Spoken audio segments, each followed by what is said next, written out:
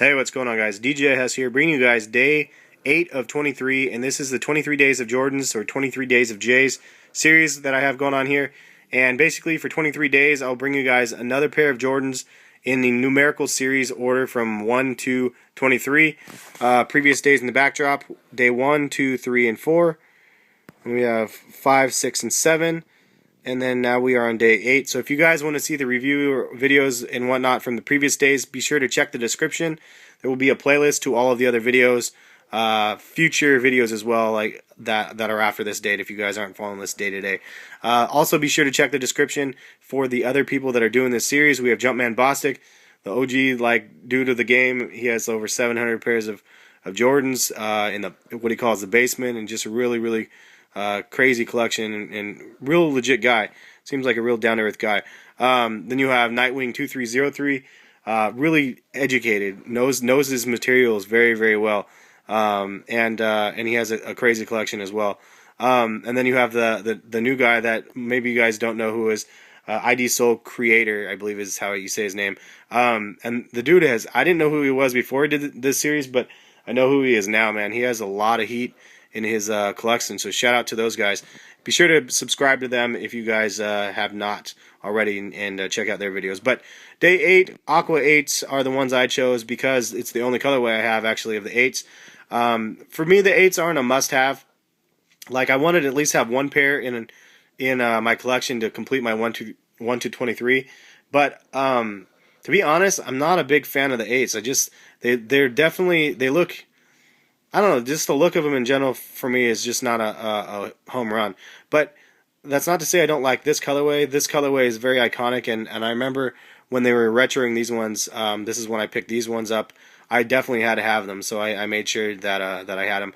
The other colorways that came out, it was just a hit or miss. If they fell in my lap, like, I would take them, and but you know, they didn't, so I didn't end up getting any other ones. And I don't have too many regrets on that as of right now. Maybe in the future I will.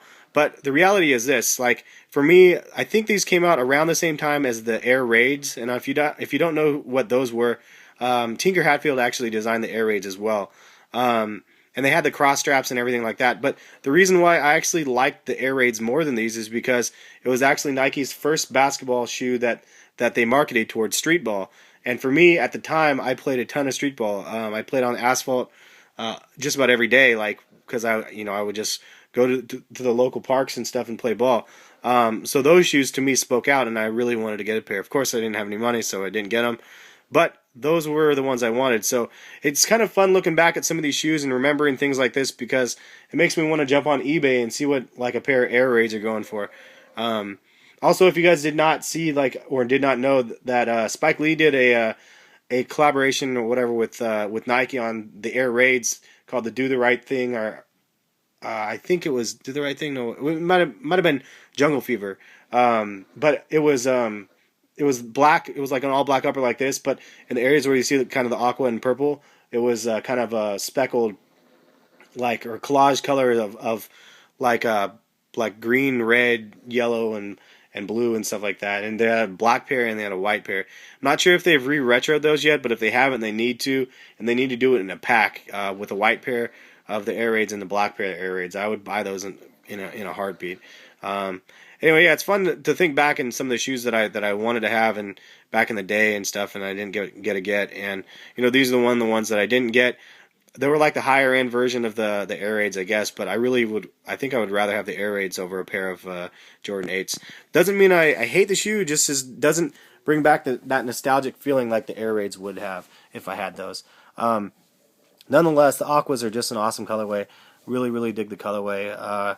You can see right here, it looks like it's creasing in it, but I think it's actually just a shoe and the design in the area right here. But that'd be funny if that was creasing. That'd be horrible if it was creasing. And then they have more of a pattern here. Really like the colorway though. Kind of like the grape and aqua together. Can't really go wrong with that. The bottom you can see is a little bit crazy.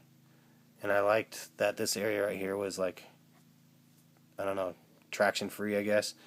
I think that's where the air pocket is. Another pair of Jordans that that do not have the visible air pocket in, and I don't know. I'm pretty sure that I haven't ever actually thought about this until the last video I did with the 7s, which was the first pair of Jordans out of the 3 through 6 that didn't have the air pocket visible. But I think that was the ongoing trend from this point forward. You have the cross straps, as you can see here, which actually came to, I believe, the 6 rings, which is the hybrid shoe. I mean this part of it, the strap right here, not the actual cross strap. The 23 embossed in the middle. The fuzzy tongue, this is the thing that I'm not a real big fan of. I mean, back in the day it was probably cool because it's kind of like a sweatband material, but it's just kind of, for me, it's a little cheesy. But that's just, I don't know, that's just me. I know some of you guys are like, you're crazy, man.